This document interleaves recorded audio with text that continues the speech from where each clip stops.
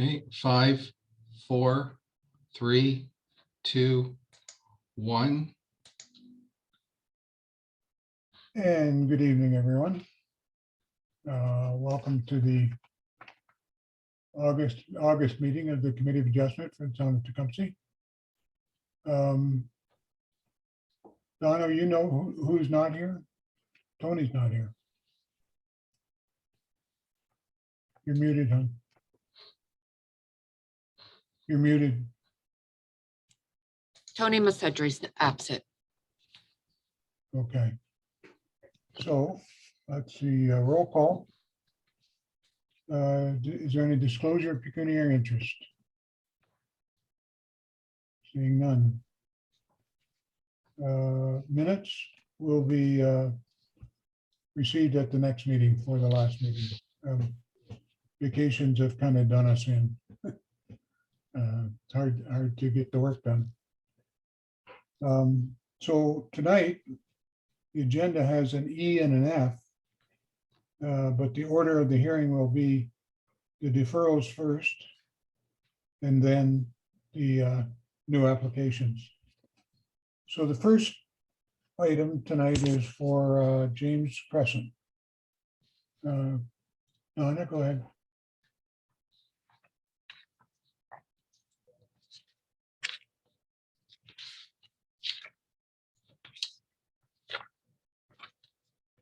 The purpose of the application is to request relief from subsection 6.1.5 of zoning bylaw 1746, which establishes that the maximum lot coverage is 30%. The applicant is requesting relief to construct a 233.7 square meter, 2,516 square foot, one-story, single unit dwelling, resulting in a lot coverage of 35%. The subject property is designated residential in the Tecumseh official plan and zoned residential R1-6 in the Tecumseh zoning bylaw. This application was deferred from the January 25th, 2021 meeting. Correspondence received. Engineering comments. Has no comments with regard to the requested minor variance. However, the issue of ingress and egress to this site during times of flooding should be reviewed with the Tecumseh Fire Department and Essex Region Conservation Authority. No comments from building, no comments from fire, no concerns from Essex Power. The Ministry of Transportation noted that this property is outside the MTO permit control area, therefore permits aren't required. The Essex Region Conservation Authority indicate that a Section 28 permit will be required for the subject lands. Okay, Donna, this is deferred, so there were comments read at the last meeting. Were they included tonight? Comments from the public. Well, just the recital that you just gave, there was like comments from administration, et cetera. I don't have that in front of me. I don't have the report from that meeting in front of me. Okay, I'm not sure if that was included in what you just said or not. It's kind of where I'm coming from, because we're going to have to rely on the committee's memory. If it's as bad as mine, we're in trouble. So the other thing I wanted to say about this one is it was being deferred because of the access due to flooding issue. And we have another one tonight that has that same thing in it. And the town has purchased a vehicle that allows them to do emergency access in these areas that we were talking about. So that's kind of been settled. We don't need to worry about that in our deliberations. So does the committee remember, is there anything we're not considering that was talked about at the last meeting?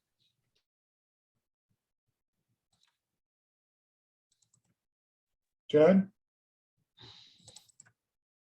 No, Mr. Chair, I don't think you're forgetting anything, or I don't think anything is being excluded. There's a administrative report on tonight, along with comments from administration and external agencies. And you're right, the town has purchased, ordered an emergency access vehicle. So that issue pertaining to safe access during a flooding hazard has been addressed. Okay, now I did think I saw Ms. Venditti here.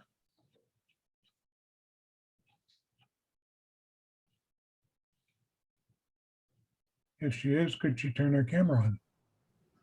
Yep, no, I'm here. Okay, so like the last meeting, at this point, I'd ask you if you have anything you want to add for the committee's benefit? So Phil Fernandez, the architect, is going to be speaking on my behalf. Okay, Phil, are you here? Yes, I am. Okay, great. So is there anything that you'd like to add that we didn't hear at the last meeting or that's new for this meeting? No, I think this is pretty straightforward. We have a range plan. We're worried about mobility issues in the future. And I don't think that we're asking for an abnormally large home. In the original or in the opening statement, it said that the house is 2,300 square feet or some number to that. In fact, the whole footprint is that large. The house itself is 1,836 square feet. So it's not that we're asking for a abnormally large home in the area. We are just looking for a covered terrace, which puts us over that 30% threshold. And so we are asking for 35%. Right, that's noted in the engineering report or in the administrative report as well. Does the committee have any questions?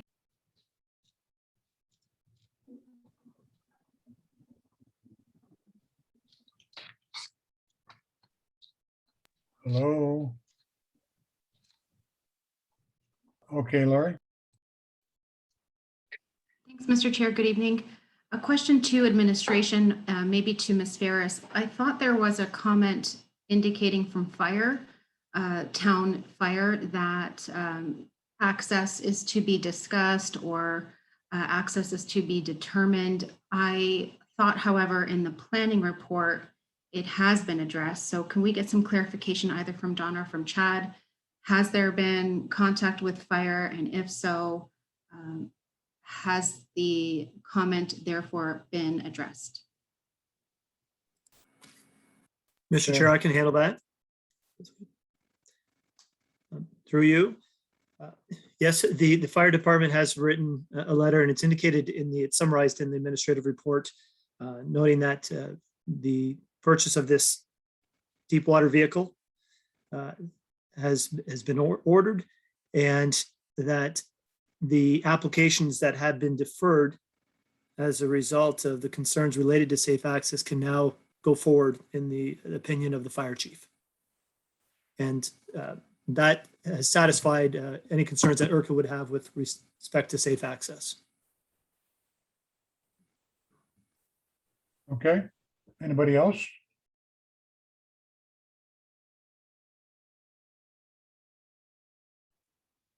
Anybody want to make a motion then? Daniel? Thank you, Mr. Chair. I'd make the motion to approve the application for minor variance A0821, Ida Vendetti at 12930 James Crescent, to approve the new build as shown in sketch. And it meets all the tests as indicated by the administration report. Okay. And that the minor variance be granted. That's correct. Paul? You want a second, Paul? No, I was just gonna make the same motion that Daniel was, but I'll second his motion. Okay, that's why I called on you, because I saw your hand go up just milliseconds after his. Any other comments from the committee? All in favor? And opposed? Nobody. Carried unanimously.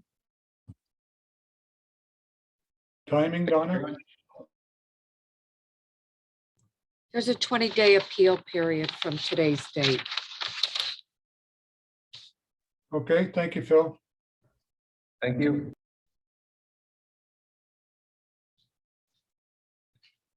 Okay, so next is 222 La France Road.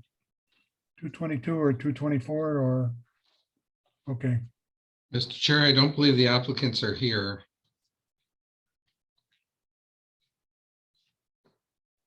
Lori? What There's does one of everybody the want to re- do? One of the residents with concern is here, but the two applicants are not.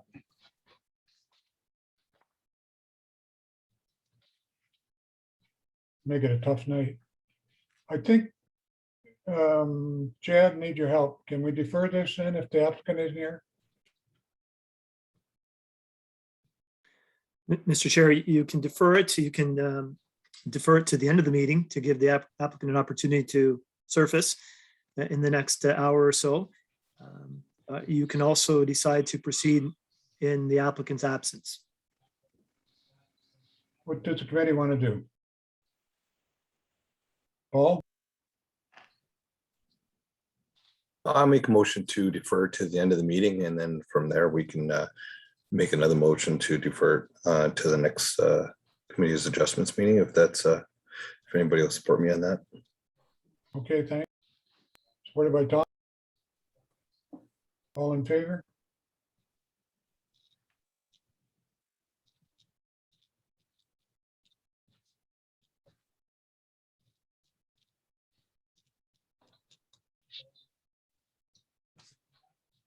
I know it. I know I was going to do it. 5745 Walker Road, Donna.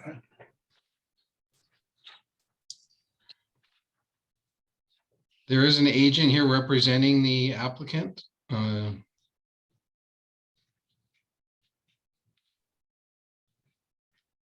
Well, let's invite him to turn his camera on then.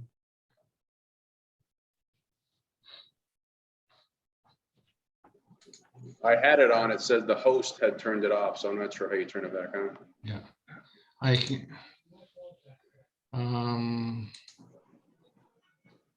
I think there, it should send you. There we go.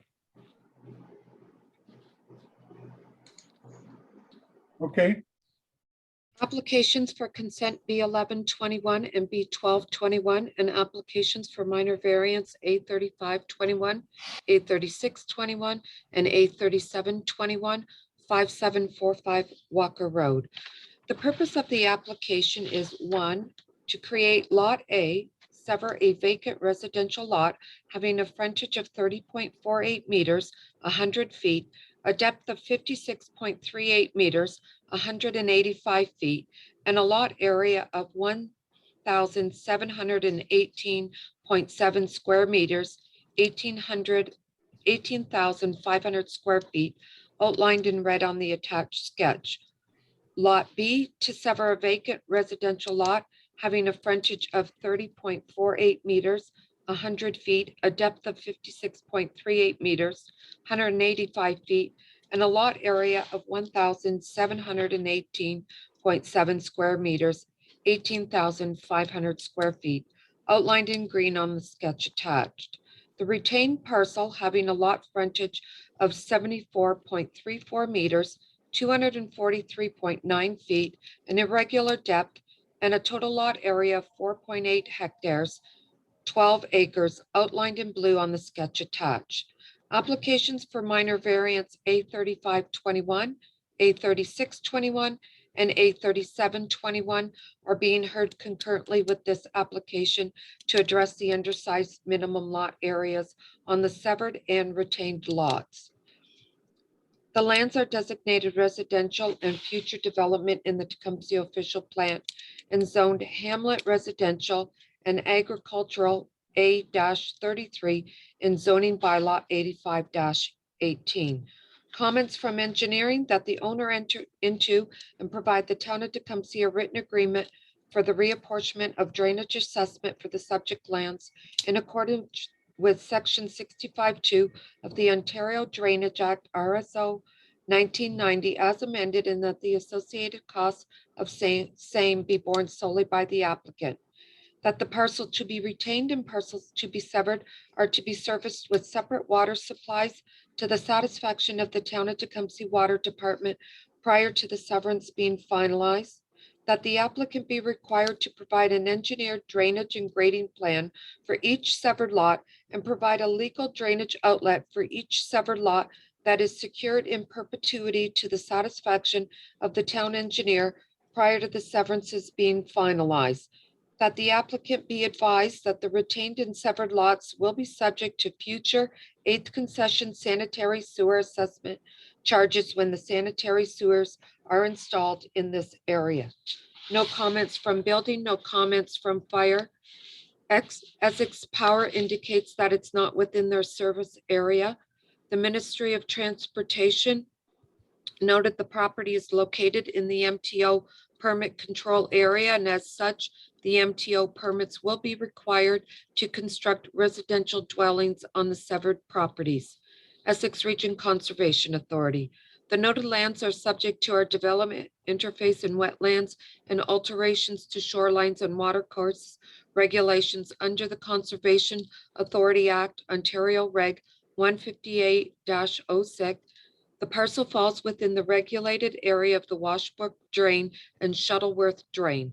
The property owner will be required to obtain a permit and clearance from Essex Region Conservation Authority prior to any construction or site alteration or other activities affected by Section 28 of the Conservation Authority. Otherwise, ERCA has no objection to the application for consent. Bell Canada has no concerns. Now, the minor variance application, the purpose of the application is to request the following relief from zoning bylaw 85-18. Subsection 7.1.3A, which establishes a minimum lot area of 1,858 square meters, 20,000 square feet for land zoned hamlet residential. The applicant is seeking relief for both Lot A and Lot B to permit a minimum lot area of 1,718.7 square meters, 18,500 square feet for land zoned hamlet residential.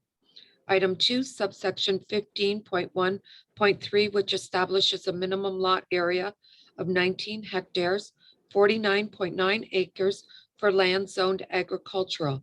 The applicant is seeking relief for the retained parcel to permit a minimum lot area of 4.5 hectares, 11.14 acres for land zoned agricultural. The application is being heard concurrently with consent application B1121 and B1221. The lands are designated residential and future development in the Tecumseh official plan and zoned hamlet residential and agricultural A-33 in zoning bylaw 85-18. No comments from engineering, no comments from building, no comments from fire. Essex Power indicates that it's not within their service territory. The MTO is the same as what was outlined in the consent, as well as the Essex Region Conservation Authorities is also the same that was mentioned in the consent application. Okay. Thank you very much, Donna. Mr. Dragosevic, do you have comment you wanted to add to the committee? I don't think so. I think it's pretty well put out by Donna there. We're just trying to maintain enough frontage because it's all within the future urban area to maintain a 66-foot road allowance in the future, and then repair that house once they have the opportunity to. We're offering to make the lots a little bit deeper to comply with the square footage requirement, but that would go against, I think it was the requirements of Ministry of Ag for infringing on the undesignated portion of the farm. So we're just trying to comply and maintain enough frontage to future development of the property. Okay.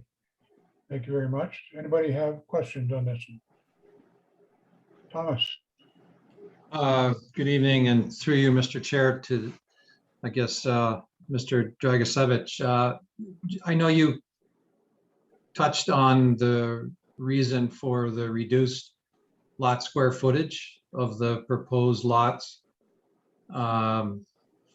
keeping the depth to a minimum. I guess if you increase the depth of those lots, you increase the variance for the retained farm parcel. That I guess wasn't the this- reason. That wasn't the reason. The reason was infringing on currently farmed lands, and the designation was only 185 feet deep for the hamlet residential. So 185 feet is a number? It's imposed a hard number from the town, yeah. that's probably the zoning line, is it, Chad? Yes, Mr. Chair. The reason for that depth is that it's the full extent of the RH zone. And if the depth of the lots went back any farther to the west, it would encroach into land zone agricultural and there'd be a split zoning. So the recommendation was to keep the depth of the lots aligned with the RH zoning. It aligns well with the lots to the north and the ultimate lot size that created by that depth is consistent with the lots on the east side of Walk Road and some of the lots to the north. And Okay. there's no concern by administration with respect to servicing the lots with septic systems either. Okay, and just one further question, the tiling plan for that property.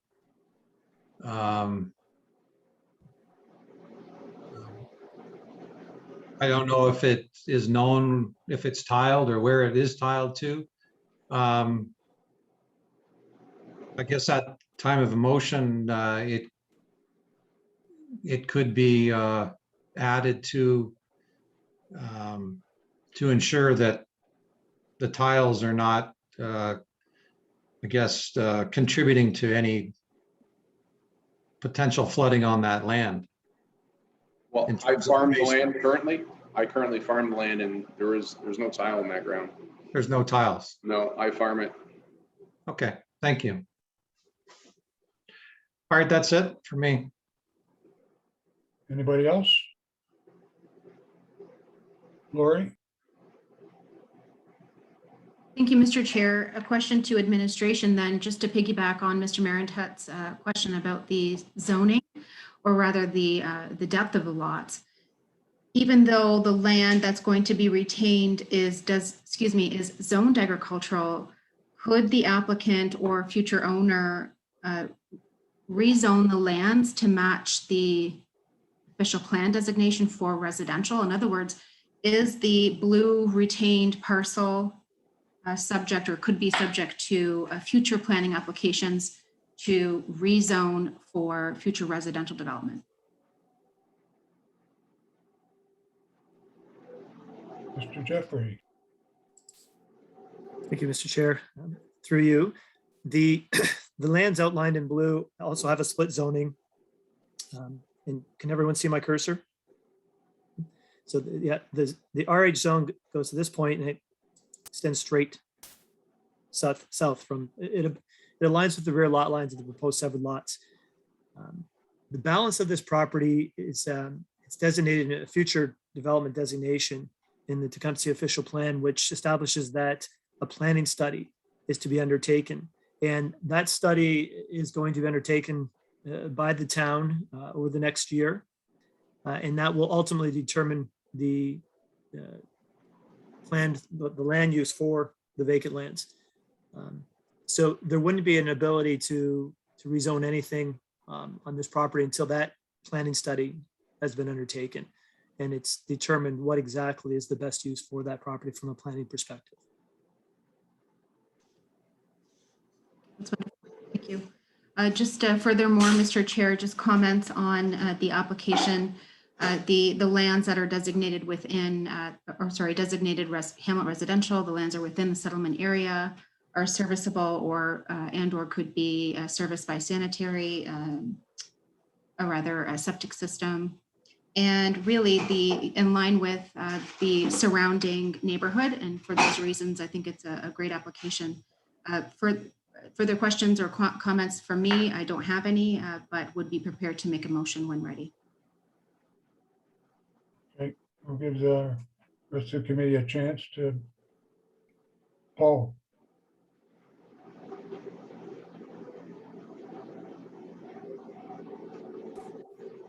Through you, Mr. Chair, to Chad Jeffries. Chad, just a question from the severed to be retained at 4.5 hectares. Is that still going to be a buildable area, or is that going to be restricted buildable now that after these are severed off?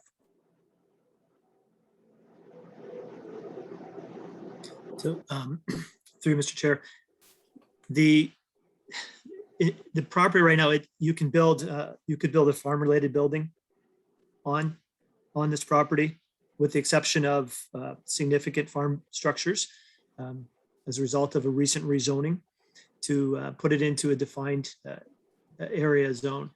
That would prevent large buildings from being built, so that the ultimate use of this property is not unintentionally undermined.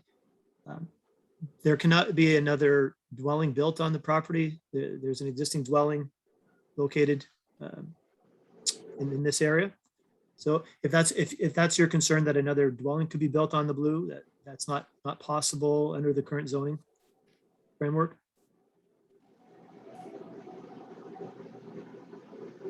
Without a further zoning bylaw. that answer your question, Paul? Yeah, we're good. Yep.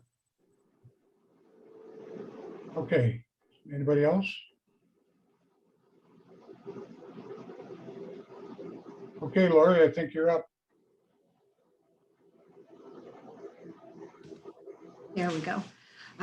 Couldn't find my cursor for a moment. So in the case of, well, there's a few application numbers here, so I'm going to leave it to administration to get those numbers right for both the severance, so consent to sever, as well as minor variance applications.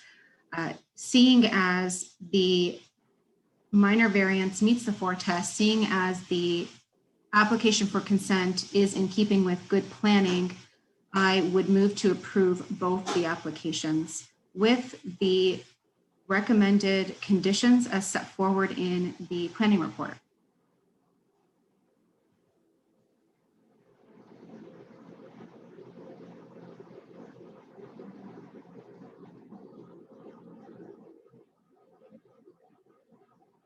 All right, seconder. Further discussion? All in favor?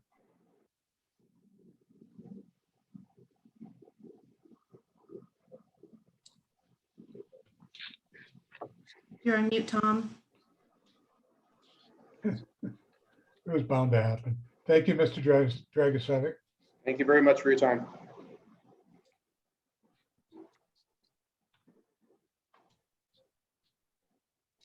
Okay, Donna, whenever you're ready. Application for consent B1321, Vincent Bavetta, 165 Shane Street.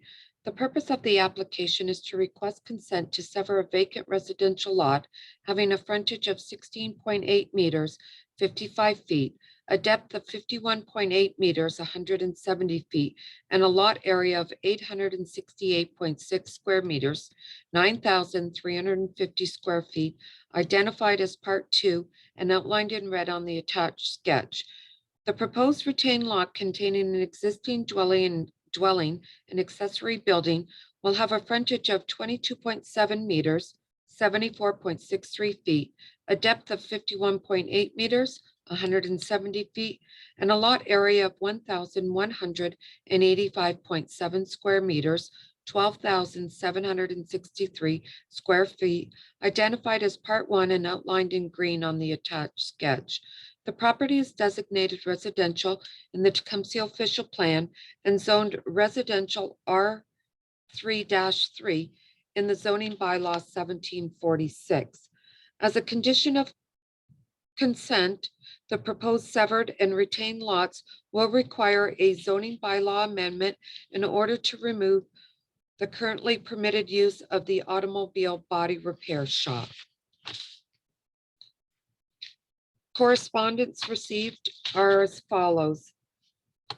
From engineering, that the owner enter into and provide the town of Tecumseh a written agreement for the reapportionment of the drainage assessment for the subject lands in accordance with Section 65(2) of the Ontario Drainage Act, RSO 1990, as amended, and that the associated costs of same be borne solely by the applicant, that the parcel to be retained and the parcel to be severed are to be serviced with separate water supplies, storm and sanitary sewer systems to the satisfaction of the town of Tecumseh Public Works, Water Division, and Building Department prior to the severance being finalized.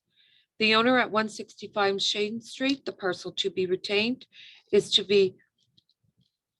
submit an engineered drainage and grading plan showing how stormwater is being controlled to the satisfaction of the chief building official prior to the severance being finalized. This is to ensure stormwater from the retained parcel will not rely on the parcel to be severed for its stormwater drainage. The issue of ingress and egress to the site during times of flooding should be reviewed with the Tecumseh Fire Department and Essex Region Conservation Authority. No comments from building, no comments from fire. Bell Canada is requesting an easement along the rear lot lines of the proposed severed and retained lots in accordance with the correspondence received. Essex Power Line has no concerns. However, existing easements that traverses proposed across the severed lot needs to be maintained. The Ministry of Transportation indicates that it's outside of the permit control area.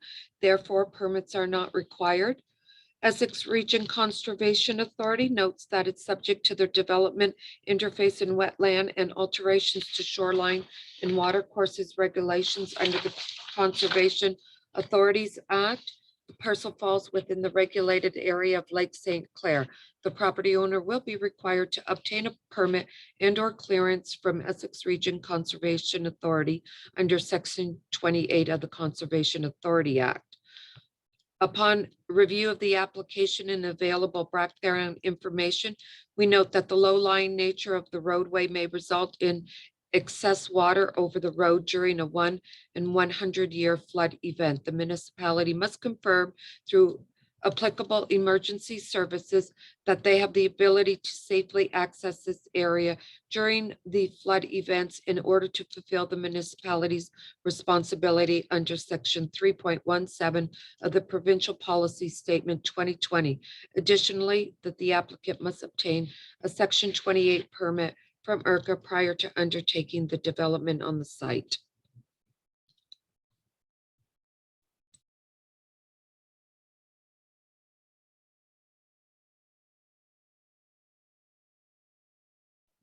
All right, thank you, Donna. Keep forgetting to push the space bar. There we go. Who's the proponent? Is not on the screen.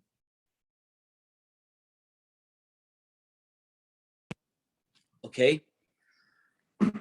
I hear you. I'm going to turn it on. Yeah, please. Disabled it. Didn't disable. There you are. Hello? Welcome. I should have had you turn it on at the beginning, but you're here now. Thank you. So at this point, I usually ask if there's anything you would like to tell us that we haven't heard already that the committee might need to hear. I'm all ready to get going and get the consent from IRCA as soon as I can move forward. I was waiting for the rescue vehicle to be put in place. Right. That's all the big problem that was there. And that was a go, so it's all good to go now. Okay. Mr. Hanson, are you here to talk about this one?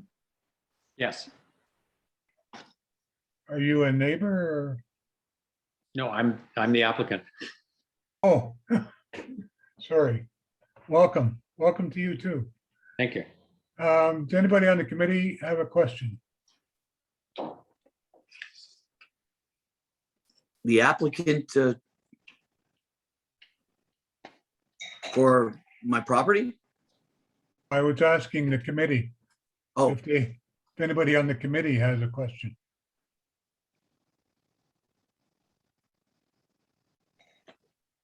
Let's be a first. We'll have a motion. I'm sorry, Mr. Chair.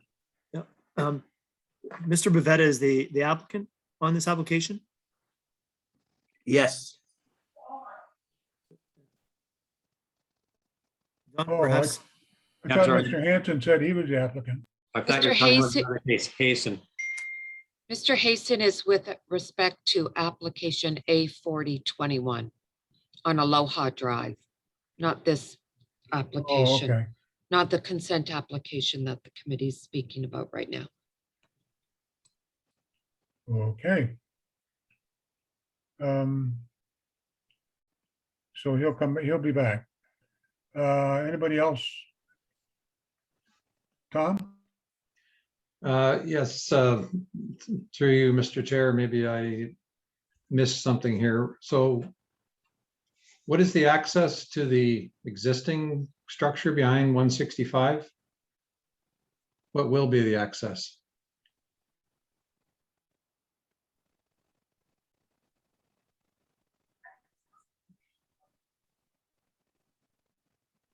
Are you asking me?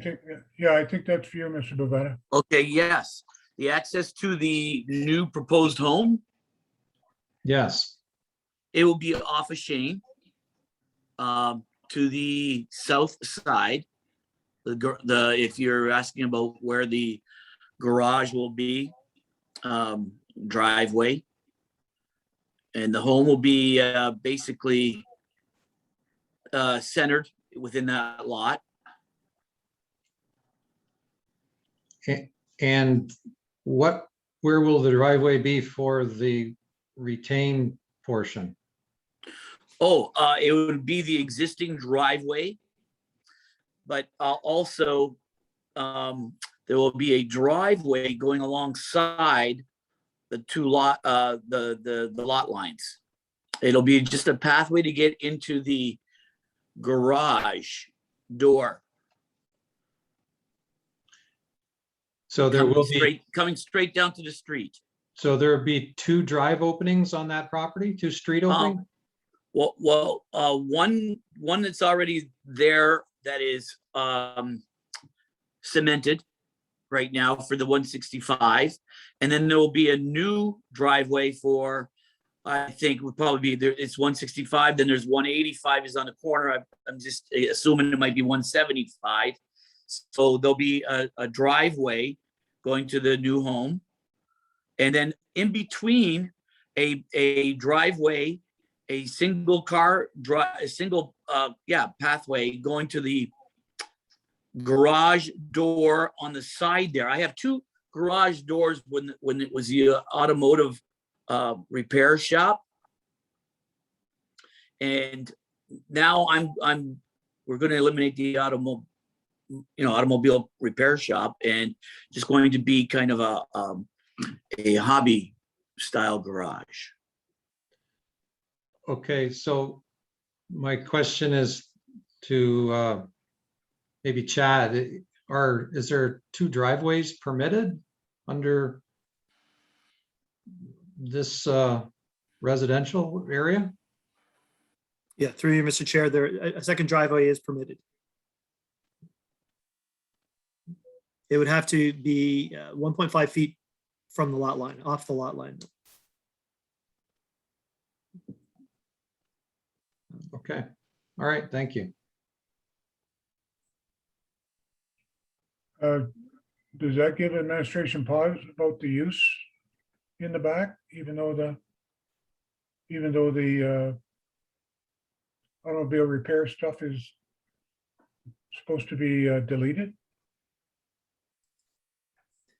So, Mr. Chair, the condition that we're recommending is that it be rezoned to remove the permitted use of the automobile repair, auto body repair shop. The ultimate uses for that building will be determined through the rezoning process. That will go through a public meeting, go through, the typical Planning Act process.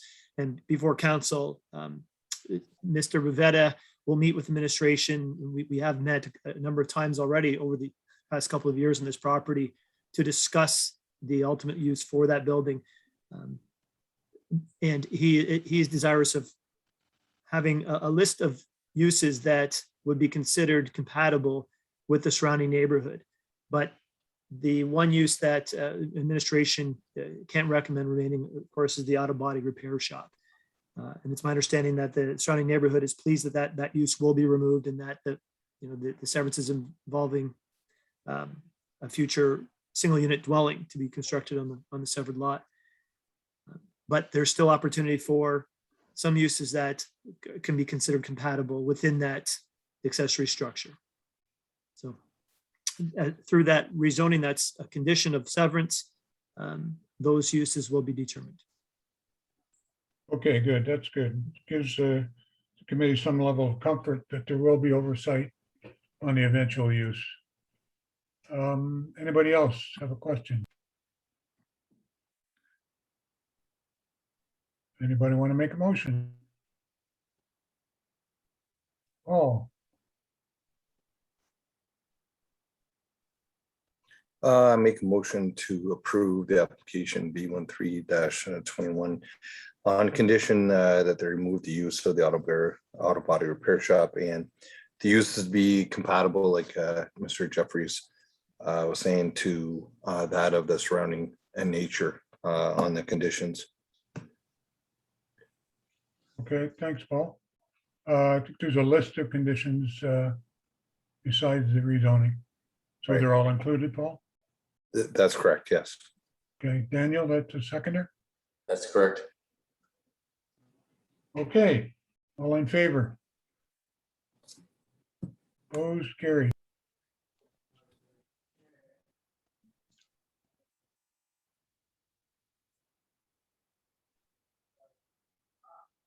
You got to get your way through the rest of the process now, Vince.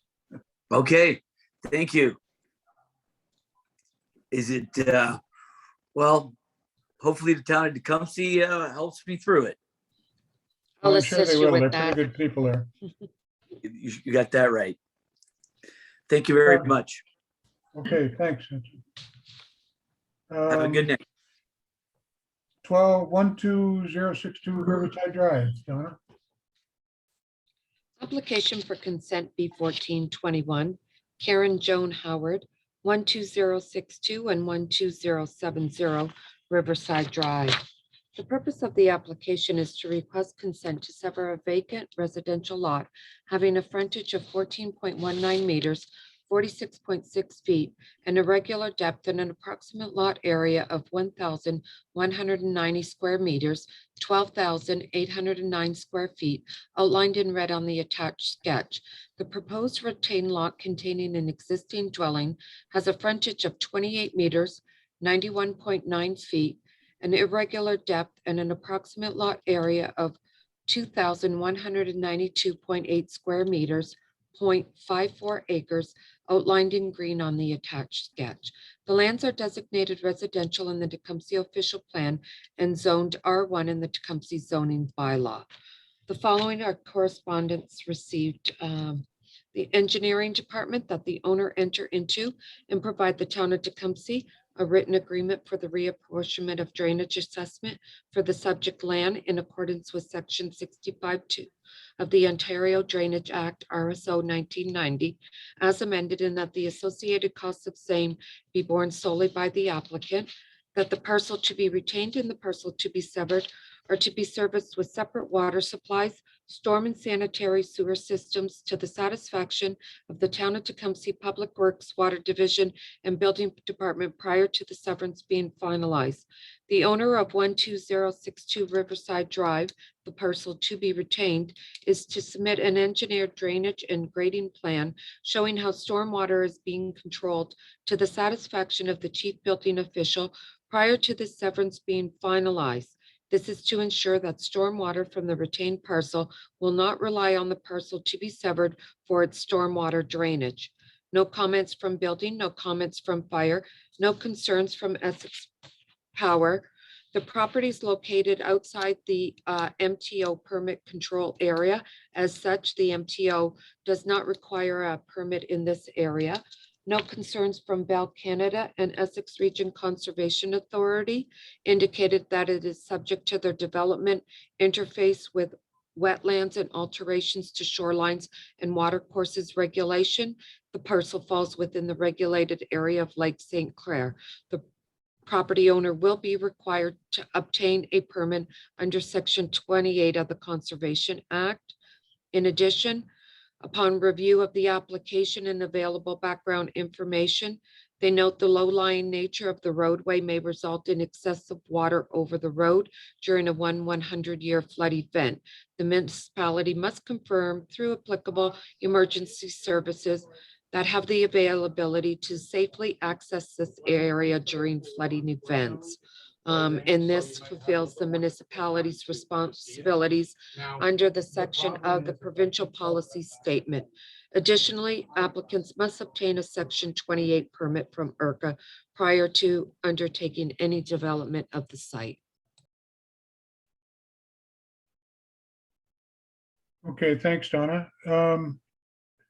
Karen, if you're there, you want to turn your camera on, please?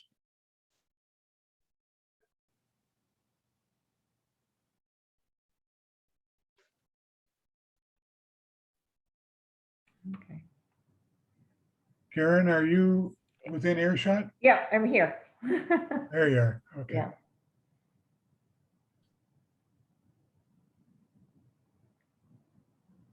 At this point, I ask the applicant if there's anything else the committee should hear that hasn't been already told us. Yeah, when I went ahead to purchase the property, I bought it from an estate and I had to buy the whole parcel. And that was the way it went down, and I don't need that much area. Okay. So it's surplus to you. Chad, I have a question about drainage assessment. Is there such a thing as drainage assessment within the urban area? Mr. Chair, from time to time, there are drainage apportionments necessary within the urban area. And we rely on the comments from the drainage department and the engineer to determine when those are to be applied as conditions. But it's not like a Drainage Act thing. I believe it is, Mr. Chair. Oh, okay. Yeah. Didn't know that. I'll talk to you about that offline. Okay. Committee, have any questions? Thomas? I don't have any questions per se. I think it was well laid out. I understand what the applicant is wanting to do. So I would be prepared to make a motion at the appropriate time. Okay. Anybody else have a question or comment? Laura? Thank you, Mr. Chair. A question to administration as to why we're not receiving, or rather seeing, the application for minor variance at the same time for the retained, or I can't remember what it's called, but the remnant parcel, we'll call it. Yeah, through you, Mr. Chair, it's a good question.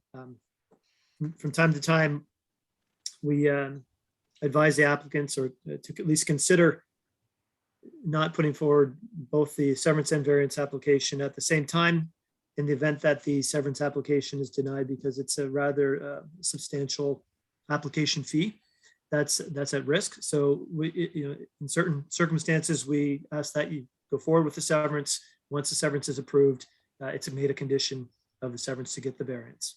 That's why. Okay, you good, Laura?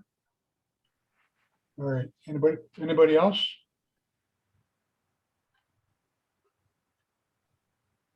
I'm getting hungry. Anybody else? Motion then, Paul, Thomas? Yeah, I make a motion to approve the severance application B14-21 for the property located at 12070 Riverside Drive. And it meets the 4 tests and the attach the conditions as stated in the planning report. Okay, good. I don't think it needs the 4 tests, does it? That's for variance?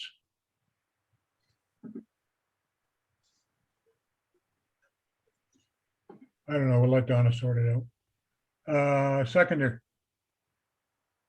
Paul, thank you. All in favor?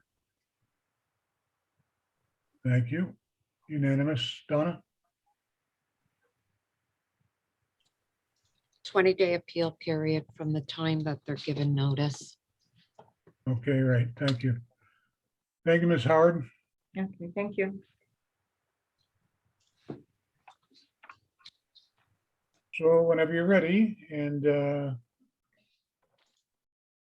Brian Chilman, I think, is waiting for this one. And I don't know if the Zooks are, Mr. and Mrs. Brefka are here as well with respect to this application. okay, if they want to turn their camera on, that'd be good. My contractor, our contractor is also on the line, Mr. Kipping. He's here in case committee members have questions. Yeah, is he visually online? Not sure. Terry, are you able to connect? I'm trying. The Okay. mute went, but the video, just 1 second. There you go. Better? Yeah, we don't, yeah, there you are. There you are. Thank you very much. Well, Okay, Donna, go ahead. Application for minor variance A38-21, Drago and Mary Zuchik, 12950 Riverside Drive East. The purpose of the application is to request relief from subsection 6.1.11, which establishes that the midpoint of the wall nearest to Lake St. Clair of any new dwelling or any addition to an existing dwelling for lots on the north side of Riverside Drive shall not extend beyond the established building line. The applicant is proposing to construct an open-sided, clear glass second-story balcony outlined in red, the midpoint of which extends approximately 3.5 meters, 11.5 feet beyond the established building line as identified on the attached sketch. The property is designated residential in the Tecumseh official plan and zoned residential R1 in the Tecumseh zoning bylaw. No comments from engineering, no comments from building, no comments from fire, no concerns from Essex Power. It's outside the MTO permit area, therefore permits are not required from the Ministry of Transportation. IRCA has noted that it is subject to their development interface in wetlands and alteration to shoreline and water courses regulation as outlined in previous applications. And they are also subject to a Section 28 permit from IRCA. In addition, Mr. and Mrs. Brefka, Flora and Fred Brefka, have submitted correspondence in that object to the minor variance being granted. Did the committee want me to read that in full to the committee, or are they satisfied with the copy that they've received?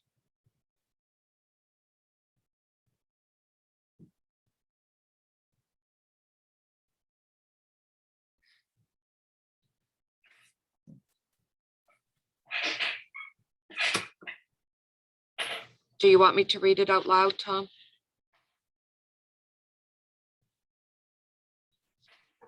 I think he's There, you're on You're mute. muted, Mr. Chair. Oh, this screen isn't up. I was looking at the map. Okay.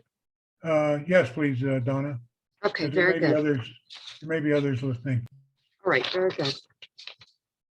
So letter of objection to proposed addition and extension to 12950 Riverside Drive, file A3821. Dear Ms. Ferris, sightlines on the waterfront are of utmost importance to us as they are to all residents on the north side of Riverside Drive and are to be respected in particular to avoid the so-called creep to the lake. We wish to express our objections to the request for variance file A3821 to build an open-sided second-story balcony on the lake side of the property next door to us beyond the building line. The planned addition extending north towards the lake would impair our view to the west, not only from our patio, but also from the ground floor windows and from the second-story windows of our home at 12954 Riverside Drive East. The proposed load-bearing 300 square foot structure would require substantial support in the form of beams, pillars, and posts at ground level, which would further impair our view to the west. No indication has been given in the sketch provided as to how the structural supports will be built, where they will be placed or attached, nor what they will look like, all of which will add to the obstruction we want to avoid. Has the Town of Tecumseh Engineering Department assessed the feasibility of this project given the limited information provided? Conceptual drawings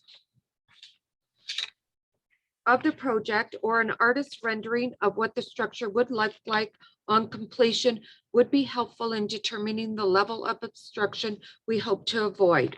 According to the Town of Tecumseh mapping, the drawing attached to the notice of meeting is not an accurate representation of the existing building, which is already situated further beyond the building line than indicated by the drawing. See PDF attached. The house at 12950 Riverside Drive is constructed at an angle toward the east, and its northeast corner is already extremely close to our property line, a mere 3 feet away. An addition of 14.66 feet to the north would adversely affect the sight line of the neighboring properties, considering the angle at which the new structure would have been situated. It must also be noted that the grade of the existing building is already lower than our property by 3 feet. We are very concerned that this close crowding and loss of view would adversely affect the value of our property in the future, making it less desirable than it is now. The proposed open-sided second-story balcony would actually be covering the existing patio at ground level, providing an open-sided outdoor area below the balcony, a covered porch in effect. We are particularly concerned that, if permitted, this resulting open-sided porch on the patio would be enclosed at some time in the future by walls, sunshades, or privacy screens, which did occur at 12946 Riverside Drive, despite having a condition imposed on approval that would not be done. Would the COA, Committee of Adjustment, impose such a condition to not enclose the area at any time in the future by walls, sunshades, or privacy screens in this case as well? The applicants did in fact request a variance for a covered porch, see file A17-19, which was denied by the Committee of Adjustment on May 13, 2019, when the request for a variance included extending the roof over the existing balcony and patio. The reasons for denial are in the public record, and there were concerns regarding structural supports and obstructions at that time as well. Walter Gretzky advised Wayne to skate where the puck is going, not where it has been. That makes us think and ask, where is this project going next? Considering where it has been, the Committee of Adjustment must anticipate the next steps should this project be allowed to proceed. Would the applicant's proposal to construct a second-story balcony now be followed by a roof extension or any covering over it in the future? We are attempting to be proactive in anticipating what the next steps may be and prevent an infringement. We don't want to wait and react after the fact and complain only when the bylaw has been broken, like the one we cited below. Bylaw 2003-57, Regulation of Fences, Section 4, Fencing General, page 5, item 4.14 and 4.15. It is stated that fences must be clear and unobstructed on the north side of Riverside Drive, and that hedges, trees, bushes, or shrubs would render the clear fence prohibited. This is exactly what has happened on the western property line of 12946 Riverside Drive, where a clear glass fence has been allowed to become obstructed by hedges 30 feet long and 30 inches high. What would prevent the applicants at 12950 Riverside from placing potted plants, shrubs, or ornamental flowers on the clear glass balcony, further obstructing our view to the west and adversely affecting the sightline which we now enjoy? Would the Committee of Adjustment also impose this condition to not obstruct the balcony in any way by plants, shrubs, or hedges as well? We understand that Tecumseh's bylaws have historically taken into consideration the right to a view on its beautiful waterfront, and although each case may be considered on its own merit, we cannot ignore the fact that any minor variance may allow the creek to the lake to continue. We trust that our concerns and objections will be taken into consideration as the Committee of Adjustment deliberates and decides to deny this application for a variance to construct a balcony addition to 12950 Riverside Drive on the lakefront. On a personal note, we beg the committee's indulgence in allowing us to express that insult continues to be added to injury. During the past 2 years since we objected to the applicant's last request for variances, which was denied, the applicants have engaged in retaliatory tactics that have amounted to nothing short of bullying. They have been anything but neighborly. They have been vindictive, insulting, and accusatorial in an attempt to antagonize and provoke us to retaliate in a similar manner. Behavior nothing short of harassment. In spite of all this, we strongly believe the established building line must be respected and maintained. Respectfully submitted, Flora and Fred Brefka.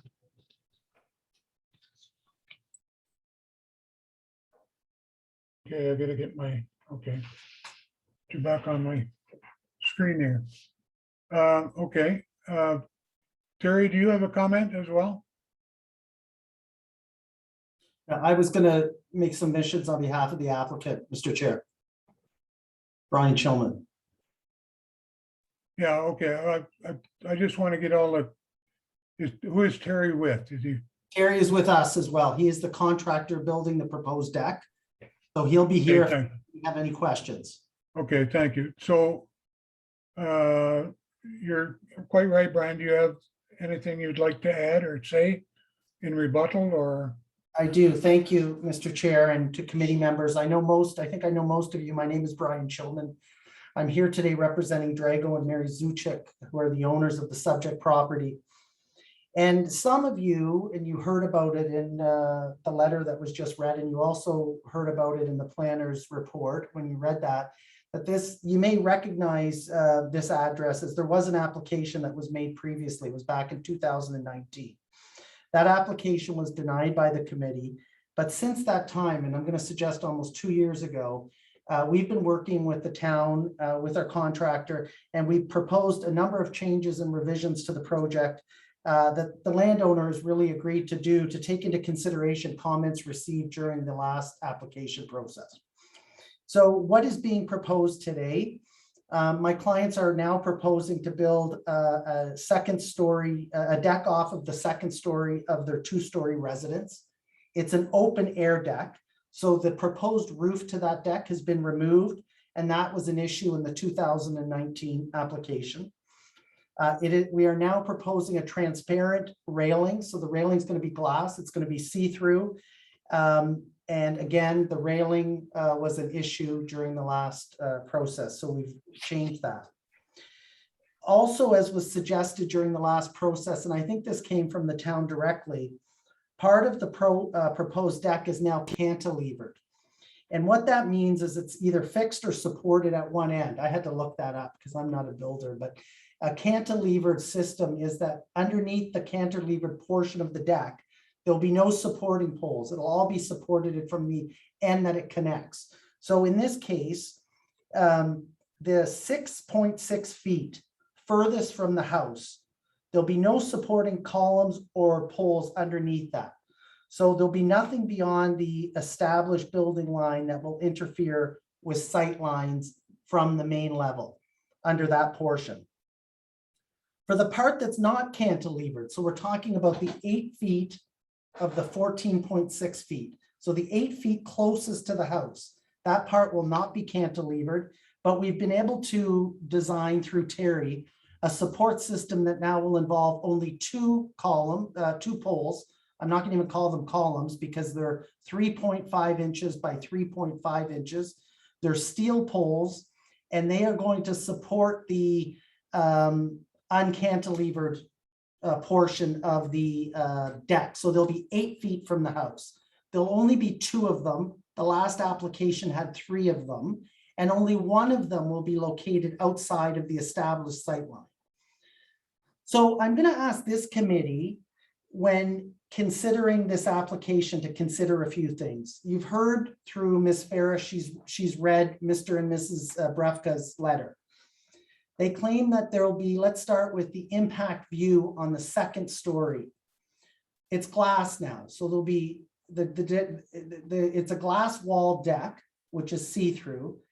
And I think what's important, and you'll see this in a video that I have asked Ms. Ferris to play, is that the deck will be above the foliage of the evergreen trees that are already along the property line that belong to Mr. Brefka. So from the 2nd story level, you'll see, that picture there was great, thank you. You'll see that the deck will be above that foliage tree line. So out of his current windows, you'll have no impact. From the 1st story, much of the deck's going to be cantilevered. So there's going to be no supporting beams or columns except 1. There's now going to be 1 beam, pole that's going to be outside of the established building line, and it's only going to be 3.5 inches wide at 3 by 5. And that's going to be almost the same size as those pine trees that are already impeding on Mr. Brefka's view that he owns. So we're going to suggest that the view will be minimally impacted. So I asked the committee to consider a few things before I play the video. IRCA's not objected to this, other than we do have to get a Section 28 permit, and our client is more than willing to do that. The town planner has put together a report that agrees that the application meets the 4 tests of the Planning Act for the granting of a minor variance. The planner found that the views from the abutting property to the east would be marginally impacted by the 2nd story deck. The open air type of deck, which we're now proposing, is in keeping with the character of the surrounding residential area and will result in the appropriate use of the land. And I also think it's important for the committee to take a close look at what is being proposed today versus what was proposed 2 years ago. We've removed the roof over the balcony. It's now an open air balcony. It's transparent railing, so it's a glass see-through railing. It's partly a cantilevered system, so again, no supporting columns or poles. And the part that's uncantilevered, we've reduced the number of poles from 3 to 2. They'll be 8 feet from the house, but only 1 of those poles is outside of the established building line. So if you look at the main level, you're talking about 1 3.5 inch pole obstructing their view when you already have 4 tree trunks that are the same size. So I wanted to show you one other diagram. If you could flip to the other diagram with the, it shows that 1 column there. That's just to show you the place of the pole, that white pole. That's where the pole will go. It's going to be 3.5 inches by 3.5, but that's where that pole will go. And that's in direct adjacent to the tree line that we referred to earlier. And then to show you, I'm going to play a video, but and it's done by drone. And let me say this, 2 years ago after this got declined, my client retained me. Mr. Brefka is saying that there's been some bullying, and I've never talked to Mr. Brefka. My clients have dealt strictly with me. I've directly with the town in coming up with this proposal. I would have liked to call Mr. Brefka to talk about this, but I'm told that it wouldn't be a good idea. I've never spoken with him, and my clients, I would suggest, do not enact or engage in any type of bullying. They'd like to get this done. It's been a long project in the works. They've made very significant changes to please Mr. Brefka because he's the only one opposing. And I think if you see now, if we play the video, that the impact is minor.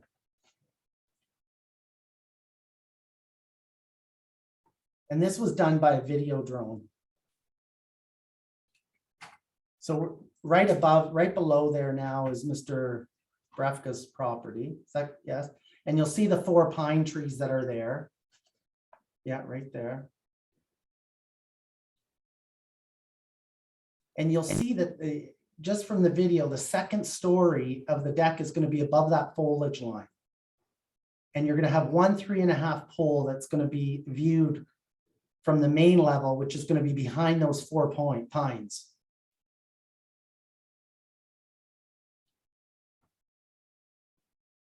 Mr. Brefka believes that the measurement of the established building line is incorrect.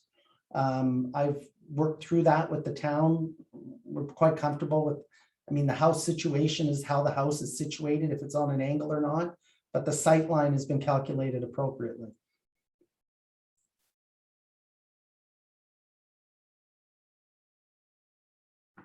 You'll see the neighboring house to the west of the Zuchiks have columns and poles that extend further out. So this is really minor in our opinion, and a big change from what was before you in 2019. Yes. And both of the construction projects on the 2 houses to the immediately west, Mr. Brefka has opposed. And they're all covered extensions. Ours will not be.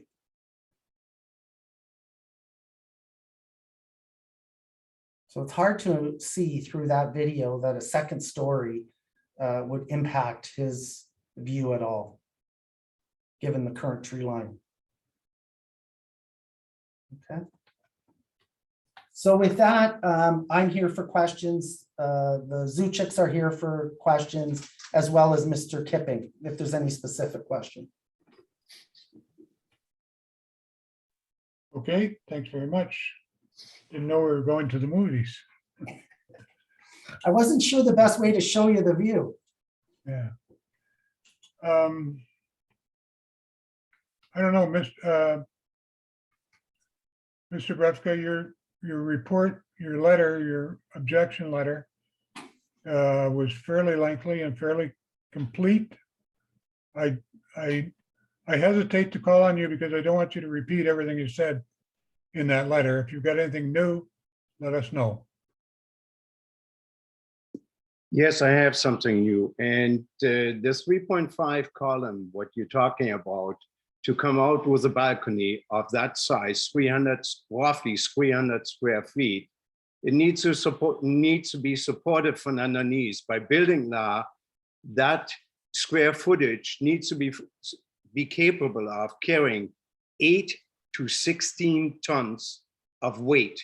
That's by building law. In between, the lowest would be 50, the highest would be 16 tons. Over this, I understand he uses a steel beam, 3.5 by 3.5, and he possibly goes with a 12-inch square beam all the way over to the other beam. The 6 foot looking out need to be supported also. That support is not shown in the drawing, what he showed.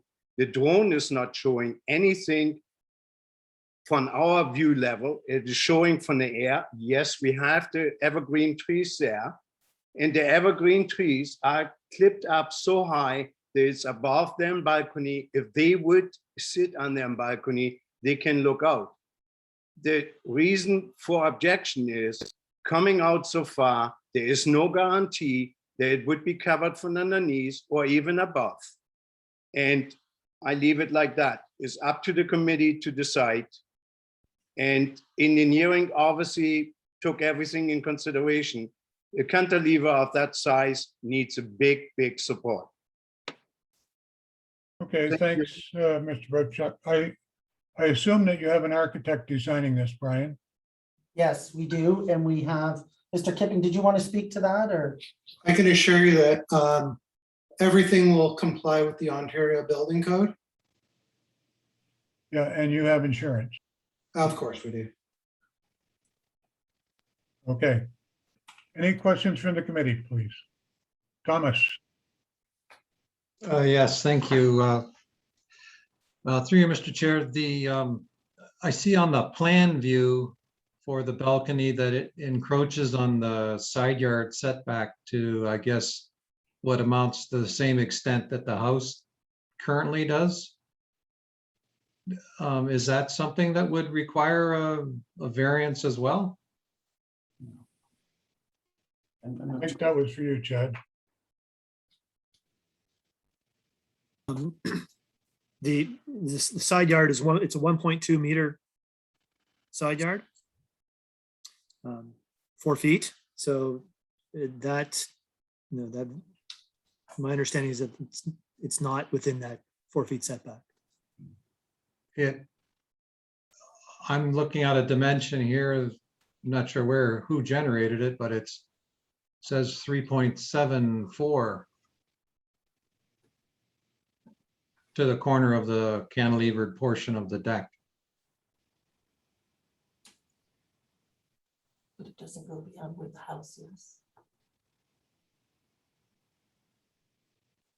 Yeah, the cantilever deck is, all I can say, the cantilever doesn't go the full extent of the house. So I'm not sure if I follow, but Mr. Kipping, maybe you could jump in. Like, I'm not understanding the question. Are you saying that the side yard it's encroaching on the side yard? Yeah, I assume that the line drawn north-south there next to the property line is the setback. I'm not sure what that line is, other than the building setback. And so there is, I assume, an existing encroachment on the house. Yeah, I mean, the house has been there for how long? Over 100 years. 100 years. It's an older home. Right. So the deck is new. It, I assume by the plan, encroaches on the side yard setback by some 1.5 feet or such thing. That's all I'm questioning. Yeah, through you, Mr. Chair, to Mr. Marentet. The side yard for the structure is 1.2 meters, which is 3.93 feet. And that does encroach within that required side yard. So would that technically require a variance? Technically would require a variance, yes. Even though it's an addition to an existing structure, John? Yeah, and my apologies, to you, Mr. Chair, that is something that should have been caught. That is, it would require relief. And the approval, if there was approval, be conditional on that. The application can be amended to include that tonight if the committee feels comfortable doing that. Okay, and then just to clarify the column, the one of two columns on the east side, its center measurement would be at the intersection of 8 feet and the building setback? Yes, Yes. 8 feet and the line that's marked 26 point something in the furthest to the east. And so the footing for that beam would also infringe on that setback line then technically? If this is a concrete foundation? No, just, I think it's gonna be, Not necessarily. We can move it in 1 foot. well, it can be on the inside of the The line. beam could cantilever on east to west as well. Okay. So that's not an issue. Okay, I just wanted to clarify that. And I'll look to the other questions from the committee or clarifications. Maybe, Tom, before we lose this thought, would you ask them to modify their request to keep that side yard? Or would you ask them to file a request for variance? I am engineer, not an architect. I think that it would look odd unless this is all new construction. I'm not sure that it may create a lot of work, and I'm not sure that it would necessarily alter any impact that the neighbor has objected to. I'm not really sure that there'd be a lot of benefit. I'm sure there would be a lot more work. Yeah, so from what I hear you, are you asking us to amend the application to include that as well? Well, I guess without getting into discussion, Like, we're prepared to do that. Mr. Jeffrey, if you believe that the current proposed cantilevered system extends into a side yard and we need a variance for that, you know, we would amend our application to meet, to ask for that. We could also shorten up the width to comply with the 3.9. It's at 3.7 right now.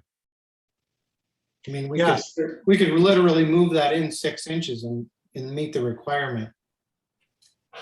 I think for the purposes of the application as it stands, that if that was not, you know, too big an undertaking, that might be the cleanest way to do it. Mhm. Yeah, we're prepared to do that. So we would amend the application so that the proposal so that we move that in, would it be 6 inches? Well, it was a 3.9, so even 3 inches. I mean, Yeah.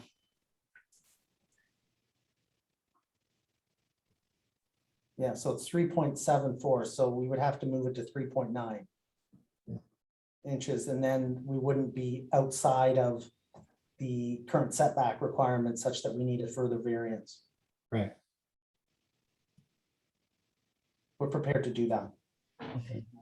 In the whole process, we've been trying to meet any concerns that have been raised so that we can at least get our project underway. Yeah, and I think it's better to do that than to open up a can of worms with another variance. So Yeah. if that's doable, Yeah. we will probably as a condition ask you to submit a new site plan that makes that happen. We can do that through Mr. Kippen, yeah. Yeah, no problem. Okay. Any Thank other you. questions? Chair? No. What? Mr. Chair? I'm Sorry, sorry, yes. Yeah, I think that would be the cleanest way. I mean, this may come down to a matter of interpretation. Given this provision in the bylaw and the definition of rear yard versus side yard, perhaps the interpretation initially was that does meet the bylaw requirements. I think though, for the sake of, I think it's 2.4 inches. I think for the sake of making sure that it does comply, it should be moved over. I would recommend that approach. And our clients, as I say, are prepared to do that. Okay, that solves that. Any other questions from the committee? Lori? Thank you, Mr. Chair. So question 2, let's go to the applicant. So the purpose of why we're here really is to view whether or not, as you indicated, Mr. Chilman, if the minor variance meets the 4 tests under the Planning Act. So in this regard, we've chatted a little bit about the structure, but I'd like to get into impacts and really kind of one of those 4 tests in that, does it meet the intent of the zoning bylaw? And is it in keeping with the nature of the surrounding properties? So when it comes to the area under the proposed balcony, can you walk us through what is proposed to take, not so much take place, but what sort of structures, if any, permanent or temporary, movable or not, structures are going to be, or anticipated rather, under the balcony on that first floor? So under that balcony, other than that one pole, which is 8 feet out, outside of the proposed building line, there will just be barbecue typical things that you would find on a patio. No structures, no plan to put coverings or anything like that, just an open air, other than the top, which would be the deck, those types of things. I believe. those So- are coming out too, right? No, those are staying? Okay. Okay, Columns, So- those two columns there would stay. okay. So no plans to enclose the first floor. We'll call it area under the balcony for, lawn equipment or enclosed for bicycle equipment or anything like that. No, Okay. barbecue and So- patio. Moving to the second story then, the glass balcony. So it's not covered, and that's a great change and something that, certainly is conducive to working with working with your proposal to meet the needs of your client with, I guess, consideration for impacts to the adjacent neighbor to Mr., and I'm sorry, I forget the name, Mr. Brefka's property. So the second story, however, just a question, maybe a statement rather. The second story glass face uncovered is a great and a significant change from the first request for a minor variance. And when comparing the two applications and when really looking at this application for impact to surrounding properties and that adjacent property specifically, it's my opinion that it is less impactful than the first application, that's for sure. I think what I've heard from Mr. Brefka, from Mr. Brefka in the letter is the objection and the concern with potential planters and maybe hedgerows and potted plants on that second story. It's unfortunately for me, I don't feel like imposing a condition to say that one shall never be able to plant plants up there or put pots up there is not something, number one, that I believe is reasonable to impose as a condition. And number two, I don't feel as well is something that can be enforced under, let's call it bylaw enforcement, because there is no bylaw. It would be really a condition that bylaw enforcement would have to impose, which is very difficult. So for these reasons, I would ask, however, from a courtesy perspective, if there are any structures, furniture, planters, et cetera, that are planned for that second story, to be mindful of the neighbor, to Mr. Brefka's view, and as much as possible to enjoy that open air and keeping that transparency of the railing intact. The intent of that transparency is recognized, and I specifically as a member, I recognize that the intent there is to keep it as transparent, open as possible. So roundabout way of saying, I guess, be mindful of what you put up there. And then, actually, that's it, Mr. Chair. Those were my questions and statements. Thank you, noted. Thank you for that. Okay, anybody else?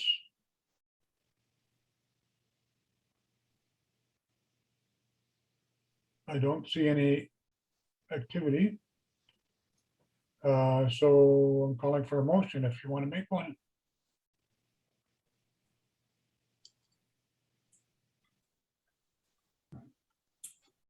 Thomas. Mr. Chair, through you, I appreciate the concerns from the neighbor. And I think he did a great job, as Lori pointed out, in identifying his concerns. And I know that these situations, the creep to the lake is a difficult one. I do think that the applicant has done a good job in going back to the drawing board and coming up with a plan that is less obtrusive. And I think the willingness of the applicant to tighten up the width so that a second variance is not required is good. I do, reiterate Lori's comments that I hope that the neighbors, the applicant will take to heart the concerns of the property owner, and that I hope that that relationship can be amended or mended. But I do think that the applicant, in my view, will mitigate the impacts to the sightline, and I'd be so moved to move a grant for the application for minor variance, subject to the conditions in the planning report, as well as the notice for resubmittal of the site plan drawing, which would illustrate the amendment such that no portion of that deck would extend over the side yard setback. So the application as amended, right? Yes. Seconded with comment, please. Seconded, Lori. Questions or comments? Discussion, yes, discussion. Go ahead, Lori. Okay, thank you, Mr. Chair. So just to confirm, or rather a statement for the record to Mr. Brefka, any application for minor variance, the next step is, if approved, would go to the building division for review of the building plans. We're talking like a full review in accordance to the building code. So the questions that were stated earlier and statements that were stated earlier on the structural integrity for the cantilever or certain aspects of that second story balcony, building permit would not be issued until the application meets, or rather the building plans meet the building code. So just as a statement there for Mr. Brefka. Okay, thank you. Any other comment or statement? Okay, all in favor of the motion as amended? And opposed, nobody. Okay, thank you very much. Thank you. Thank you. Thank you. Okay, Donna, how many days? 20 days appeal period from today's date. Okay, thank you. You're welcome. Next,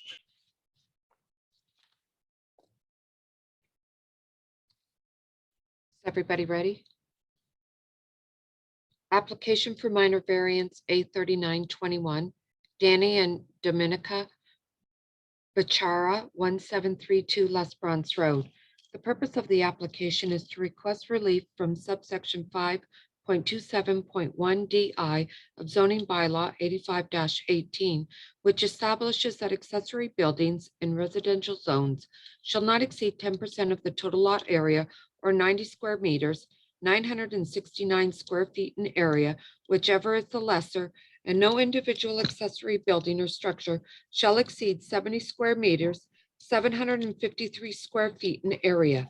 The applicant is proposing to construct a 162.6 square meter, 1,750 square foot accessory building as shown on the attached sketch, resulting in total lot area for accessory structures of 199.8 square meters, 2,151 square feet, which includes an existing pool house, shed, and pergola. The subject property is designated residential in the Tecumseh official plan and zoned residential R1 holding and R1 in the zoning bylaw 85-18. Engineering comments are as follows. As part of the building permit process, the owner will be required to provide details on how runoff from the proposed building will be controlled to prevent it from flowing onto neighboring properties to the satisfaction of the building department. No comments from the building department, no comments from fire services, no concerns from Essex Power. No permits are required from the Ministry of Transportation, and Essex Region Conservation Authority provided the following comments. That noted lands are subject to the development interface with wetlands and alterations to shorelines and water course regulations under the Conservation Authorities Act. The parcel falls within the regulated area of the Sear Drain. The property owner will be required to obtain a permit and/or clearance from IRCA prior to any construction or site alteration or other activities affected by Section 28 of the Conservation Authorities Act. We note that the subject property is adjacent to within 120 meters of a natural heritage feature that may meet the criteria for significance under the PPS. Section 2.1.8 of the PPS 2020 states, development and site alterations shall not be permitted on adjacent lands to the natural heritage features in areas identified in policies 2.1.4, 2.1.5, 2.1.6, unless the ecological function of the adjacent lands has been evaluated and has been demonstrated that there is no negative impacts on the natural features or on the ecological functions. Notwithstanding the above noted references to the PPS policies, we note that the proposed development is either adequately set back and/or physically separated from the natural heritage feature by existing development or infrastructure. Therefore, we do not anticipate any negative impacts associated with the proposal. Based on our review, we have no objection to the application with respect to the natural heritage policies of the PPS. With a review of background information and aerial photograph, IRC has no objection to this application for minor variance.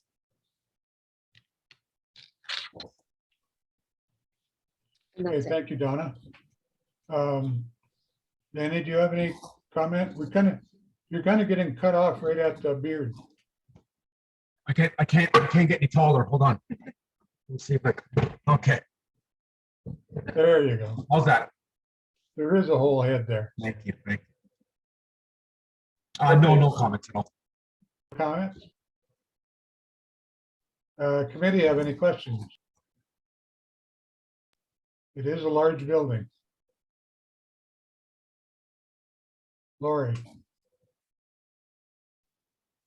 Thank you, Mr. Chair.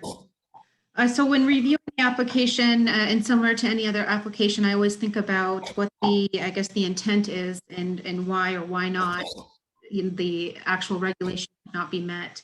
I do know that the property is quite large, not only quite large, even with the accessory structures in total, the lot coverage is quite minimal considering the size of it. I also looked at the adjacent property to the north, specifically where this proposed structure is going to be situated close to, and note that it seems to be that there is no, say, habitable structure, no dwelling or second dwelling unit to the north that this particular structure could be impeding upon. So it's kind of like backyard to backyard, and nothing of significance, in my opinion, that could be impacted. One other thing I noticed is that I guess the land to the buffer is an existing hedgerow. So hedgerows, I noticed, or cedars, it's an impressive treed lot. So you notice that there is quite a bit of buffer. The other, I guess the last question was pertaining to the need for something so large. So if the applicant could speak to the existing accessory structures that are already on the lot, do they serve the purpose for what this new structure will be for? Why or why not could the accessory structures that are already on the property, could they serve the need or not? I think that was a question for you, Danny. I'm pretty sure. Okay. I'm very limited on the property. I feel with trailers, just some personal equipment to actually obviously maintain the property. We have 2 vehicles. Be nice to get a third or a sports car for the wife. You know what I mean, make her happy.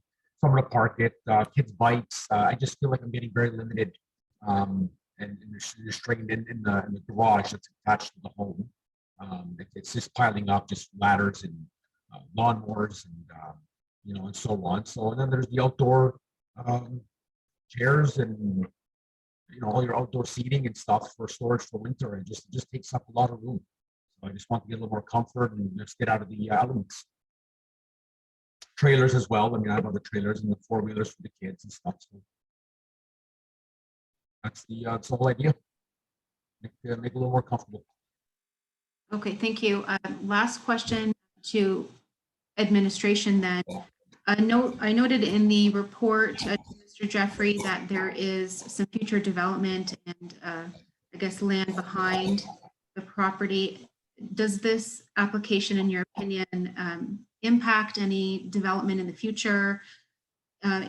Was there some sort of talk about extending a road or extending the existing subdivision? Let's talk a little bit about future land use, future planning, and if this application impedes or does not. To you, Mr. Chair, and thank you for that question. Up here, you can see the aerial photo of the surrounding area, and to the south is Deslip Drive, which someday is intended to extend northerly and sort of enable the development of the rear portions of these lots, just as it did to the south. You can see that Deslip Drive was extended in that fashion. It would require a lot of coordination on behalf of the landowners on here, but we don't want to undermine the ability of that to happen in the future. Oh. Can you still see the aerial photo? No. No. No. Let me stop share. Try that again.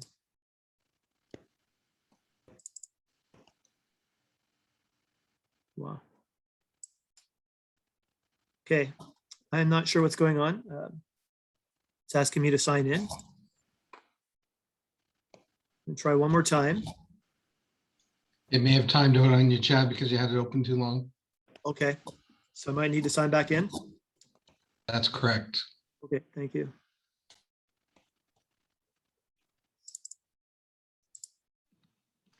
While you're doing that, Chad, if I could just ask a question through you, Mr. Chair, of course. So the extension of Deslip to the north, we'll call it, yes, it would require, say, coordination with property owners, but I think what my, maybe if I may ask a question then to the applicant, should that ever be an opportunity that the town would be willing to, say, enter into, have you been made aware of that, say, future potential extension of Deslip? Would it be the end of the world if, for example, that road could potentially require you to locate that accessory structure? Number one, are you aware? Number two, yes, it would require constant down the road. And would it be quite a surprise to you?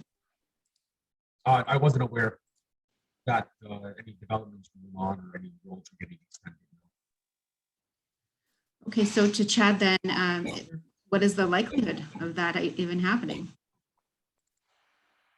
Well, just you'll have to excuse me, Mr. Chair. I'm just signing back in and getting the property up so that I can illustrate this.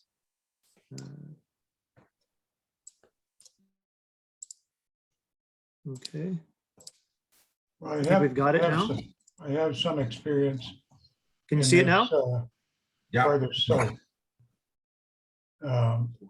So it got 3 or 4 lots added, but then the next property owner didn't want to do it, so it stopped. And there was an opportunity to go probably the same length as this one would go. So it would take almost like a petition for a water main, but where the property owner doesn't want to participate, that's where the opportunity would end. Mm-hmm. Yeah, that's That's absolutely correct, Mr. Chair, and we recognize that. We recognize that there are a lot of pieces that have to fall in place in order for this to happen. But we do have a secondary plan, an informal secondary plan called the Manning Road Secondary Plan that shows the development of the rear portions of these lots. And that's why it's in a holding zone at the moment. It's to prevent dwellings from being constructed within that area of these lots. Accessory structures are still permitted. And there was a brief discussion I had with the applicant's builder, just explaining that, because I think at one time the building was proposed further to the west. And when the application was submitted, it had been placed farther back, but just an additional 15 feet would enable the front yard to be met, the minimum front yard to be met. If Deslip Drive were to be extended, and I'll just show you here, if it were to be extended straight through. So it's just based on that. If it could be relocated 15 feet to the east, we're making it as a recommendation. It's a suggestion that, if this does develop in the future, it wouldn't interfere with the developability of the lots on the east side of that extension of Deslip. Furthermore, Mr. Chair. Go ahead. So again, assuming then that any CA or any plan of subdivision would, include a full out, say, support from residents at 1762, 1754, 1734, et cetera. So that's assuming all of that. And that's assuming that, that a developer would be willing to, I guess, embark on that journey, and the town would be willing and ready to embark on that journey. Okay, so just some statements on that regard. Nothing further from me, Mr. Chair. Okay. One more thing to add, Mr. Chair, on that issue. There are also opportunities for the road to come in from here and then turn westerly into the lots here. So it's accessible from the north as well. And that might be a more likely scenario. But at the end of the day, we thought if the applicant is not adverse to situating it 15 feet farther to the east, that would prevent that front yard from being encroached upon.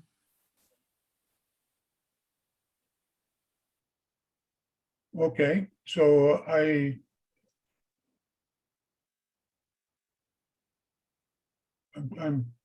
kind of playing the devil's advocate here, though. I think he's been informed about the possibilities, but it's still his decision, and I'm not comfortable with the committee doing urban planning instead of just dealing with making decisions about whether or not we vary a bylaw. So I'm not sure that particular possibility is something that we should consider as a committee, other than to make the applicant aware of that possibility.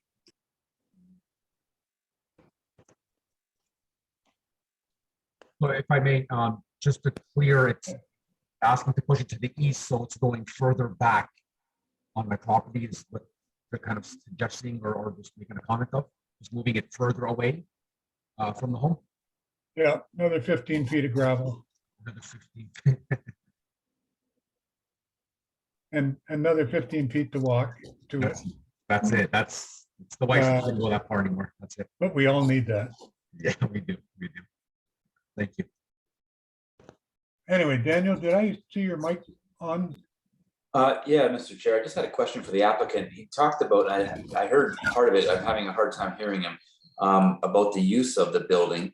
How is the access to the building? And he talked about trailers and vehicles and whatnot going back to the building. I wanted to, where's the access being to the building going from? On the north of our house, there's 16 or 17 feet that you can access all the way around to get to the back. Okay. And I know the applicant neighbor to the north didn't submit a submission at all, but are they aware that they're going to have a driveway running along their property line there to the back building? Are you asking me again? Yes, I am. Well, if you can, I'm not cementing anything, so there's no driveway. I had the inspector, what's his name, Mike? Oh man, his last name's just falling from my mind right now. Mike Vogel? Yeah, there was two Mikes. There was a senior and a guy that was new. Mike DeBlasi is the new building official, and Mike Vogely is the chief building official. So they are both out on the site going back a couple of years ago. And they had no issues. It's not cemented. You're not cementing it. I said, no, I haven't got that kind of money, regardless. And they wanted like a landscape look. And I did. I have different stones there. So it's good to bring a trailer back and forth, you know, small vehicle or a vehicle back and forth, just to, like I said, if I have a sports car or something I want to park, we'll obviously out of the garage from the house itself. So there's access that way. And between both mics, they didn't come back at me with anything. And I actually called and left them multiple messages to come and sign off, to kind of like say, yes, I, you know, did the landscaping and I did the different style just to make it look more like a presentable, not like a driveway. And no one's ever contacted me actually since. I was really hoping that they'd come by and just kind of close it. Okay, thank you. Thank you. Chad, I don't remember seeing a dimension as to how far that's set back from the front.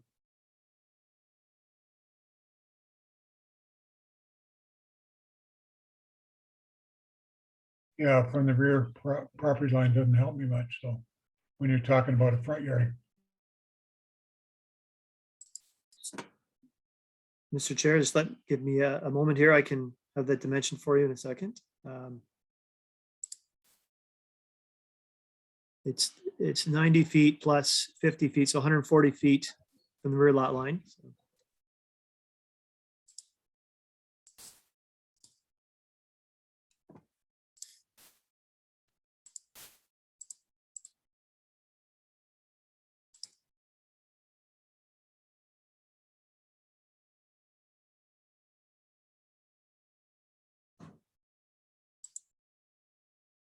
So from the front lot line, it's 395 feet. And is that blue dotted line the center line of a possible roadway?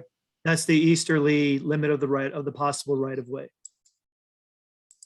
Okay, so how far from there to where the building is now? Where it's proposed to be located? Yeah, when I was writing the report, and I determined that it would be 35 feet from, roughly 35 feet from this, which is the current minimum front yard.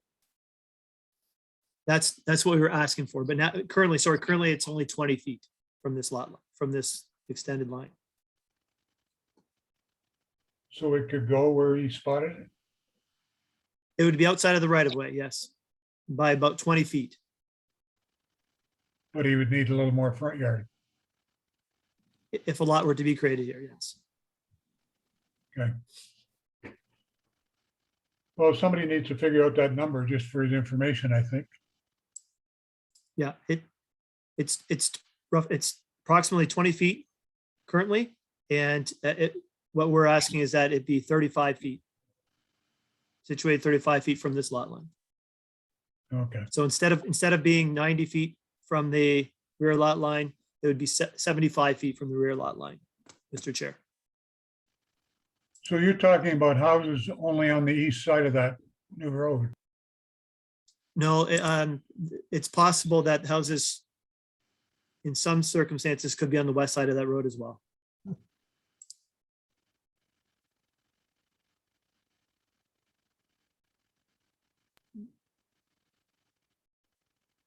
All right. I think it's, never mind what I think. Any other questions from anybody? Lori? Thank you, Mr. Chair. Nonetheless, the location of that structure, it's an accessory structure. So front yard depth for any structure, from what I'm hearing you say, Chad, an accessory structure on a future lot would not be permitted by itself, correct? So nonetheless, any severability of a future lot at the very rear of the applicant's property would require demolition of that accessory structure anyway. Well, Or significant renovation of it, yeah. Right. yeah, and through you, Mr. Chair, that scenario was contemplated, and keep in mind that the development of those lands would involve plan of subdivision process, rezoning process, and through that process, the provisions could be made, whether through a temporary use bylaw or whatever, to accommodate that structure. Because you're right, an accessory structure by itself, it's not a main building, it would not be permitted without a main use or main building on the property. Okay. Okay, let's get away from urban design here and talk about the allowing or not this structure to go in there. So let's confine our comments to that, or we'll be here all night. Lori, did you have something else? No, I'd be prepared to make a motion just on the application that we see. Okay, Okay, so thank you. For application number,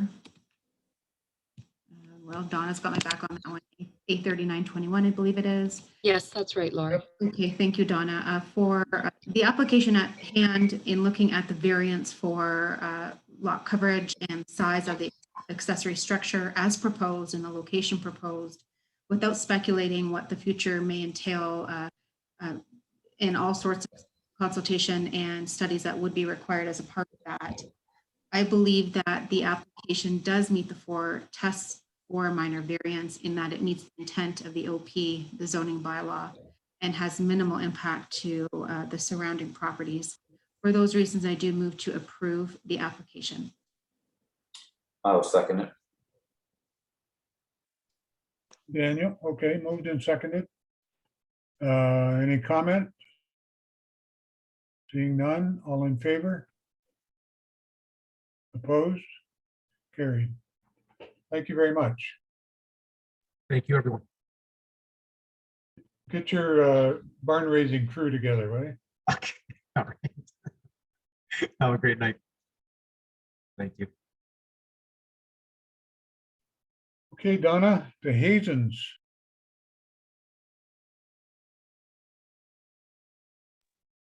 Mike. Mike. Sorry. Application for minor variance A4021, Greg and Debbie Hassan, 342 Aloha Drive. The purpose of the application is to request relief from the following subsections of zoning bylaw 2065. Subsection 7.1.3E III establishes a minimum interior side yard width of 3 meters, 10 feet. Subsection 5.19.1G establishes that an accessory building shall not be located within 1.5 meters, 4.92 feet of the main building. Subsection 5.29B establishes that the nearest wall of any building or structure is to be set back a minimum of 15.2 meters, 50 feet from the water's edge where approved shoreline protection works have been installed. And subsection 5.9A establishes that chimneys are permitted to encroach 0.9 meters, 3 feet into the required side yard. The applicant is proposing to construct a 2-story home having a building footprint of 441.3 square meters, 4,750 square feet, including the garage and covered porches, resulting in an easterly side yard width of 2.1 meters, 7 feet, a westerly side yard width of 2.4 meters, 8 feet, and a depth of 7.9 meters, 26 feet from the water's edge. The applicant is also requesting relief to permit a generator to be 0.3 meters, 1 foot from the main dwelling, and a chimney to encroach 1.5 meters, 5 feet into the required easterly side yard. The subject property is designated residential in the Tecumseh official plan and zoned residential R2 in the St. Clair Beach zoning bylaw. The following are the comments received. No comments from engineering, no comments from the building department, no comments from fire, no concerns from Essex Power Line, No permits are required from the Ministry of Transportation, and IRCA provided the following, that a permit under Section 28 of the Conservation Authorities Act will be required for the subject lands.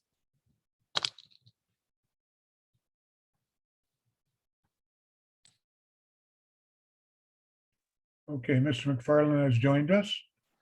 Mr. Hazen, I assume that Mr. McFarland is going to speak for you, or did you have something you want to tell us? No, I'll let Tim talk to you. Yes, what Donna has stated is what we're applying for. They're looking to build a new single use home.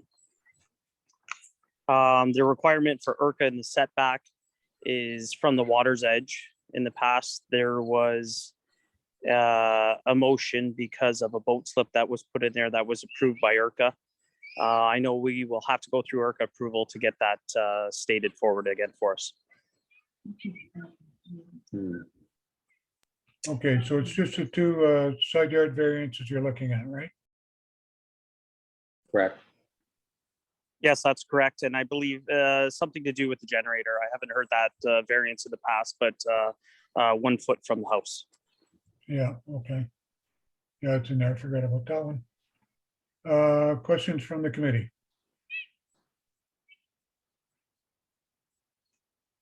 Thomas? Thank you, Mr. Chair. I guess to the applicant or the builder, was there any consideration for moving the house back towards the canal further to lessen the variance required in the front yard? Or was that something that was reviewed with IRCA and? I don't believe there was a variance required for the front yard. I think that met the requirements of the planning committee. But the 25 feet back setback from the break wall was, we met with IRCA and with Rick Patterson, who had it approved initially. And the original homeowners, or the original design for a home to go on that property was approved for 10 feet from the boat well.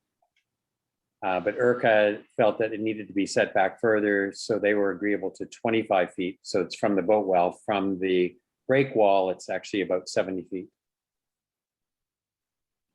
And I would set the house back further, but IRCA was not happy with that. So just to clarify, the front yard, is there not a setback of 30 feet? From the road. Oh, and this is 30 feet from the lot line? Yes, I believe, yeah. So there's a sidewalk. So the 26 feet is actually from the sidewalk. Okay, and Chad, that's correct? Through you, Mr. Chair. The front yard depth is to the main wall of the dwelling, which is, you can see it's outside of that 30 feet. A porch or balcony is permitted to encroach 8 feet into the required front yard. And that's why you see that 24-foot dimension. So there was no requirement for relief for the front yard. Okay, thank you.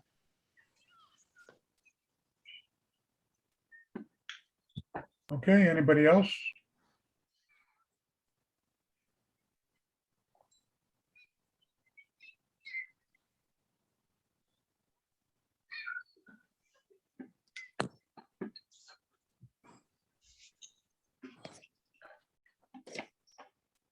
Somebody want to make a motion? Thomas? Yes, Mr. Chair. Yeah, I would be prepared to make a motion to approve the application for minor variance for application A 41-221. As I do believe it meets the 4 tests. Attach the conditions as outlined in the planning report. And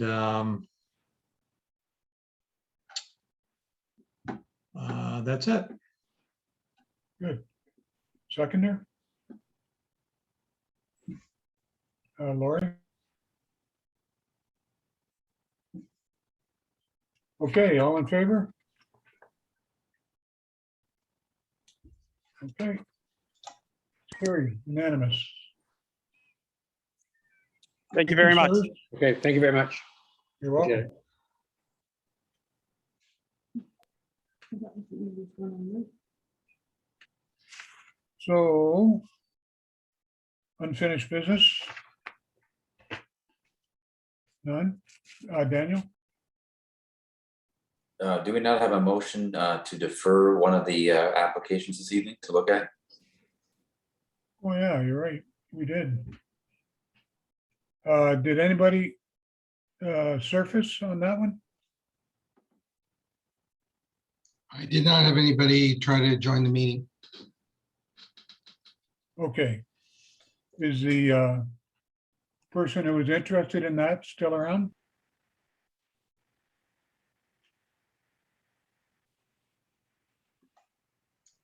I don't believe they stayed on. Okay. So I'd probably accept a motion to defer until the applicant shows up. If somebody wants to make that motion. Lori, Yep, I'd make the motion to defer to the next meeting. And then a question is, well, When- we're going to deal with it next meeting. okay, when do we stop deferring? Yeah. Exactly. No, we'll give him one shot. I mean, you know, he might have some serious problem with it at home or something. Seconder? Everybody? Paul. Everybody, Paul. All in favor? Okay. The one thing that came up in terms of new business, we had at least twice tonight, maybe 3 times, Urca commenting on something that we've dealt with. Can the administration please notify Urca that we've solved that problem and they quit putting that in the report about having a water vehicle?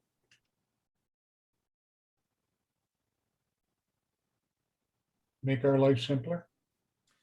Yeah, Mr. Chair, I'll speak with the proper representative of IRCA and talk to him about those comments.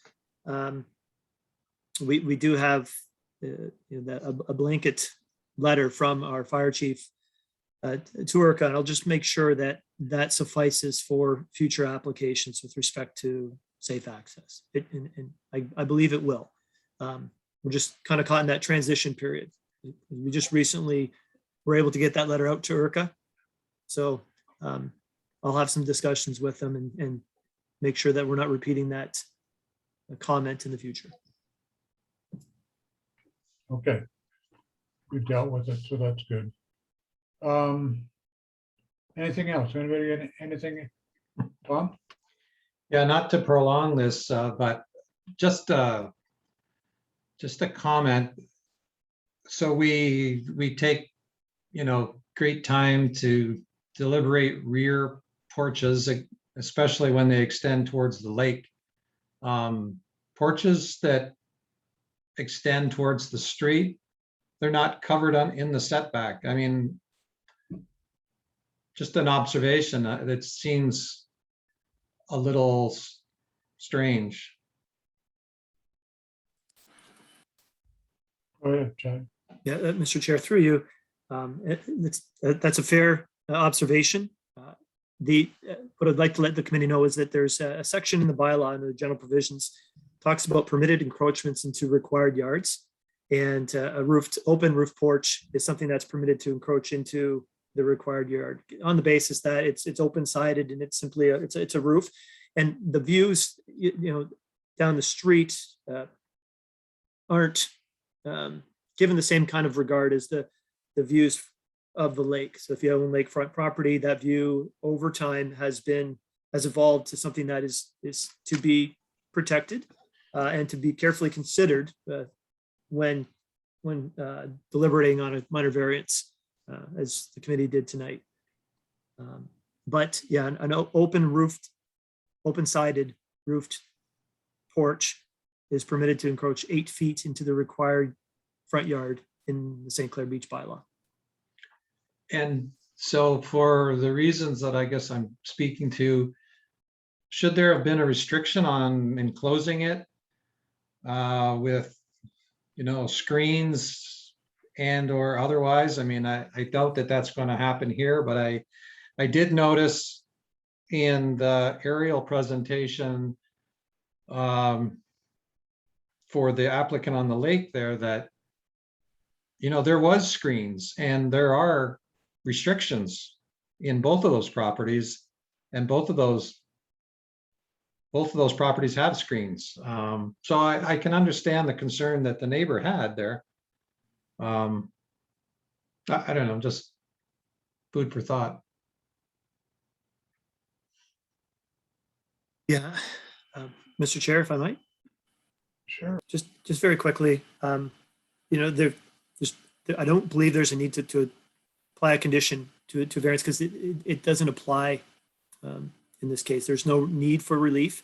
The bylaw standard establishes that open roof porches can encroach. If they were to enclose that in any way, the town would act upon a complaint, and they would be forced to remove whatever is impeding that open-sidedness. Or the order would sit on the property till they decided to try and sell it. Or that. Okay. Okay. Anything else? Chris?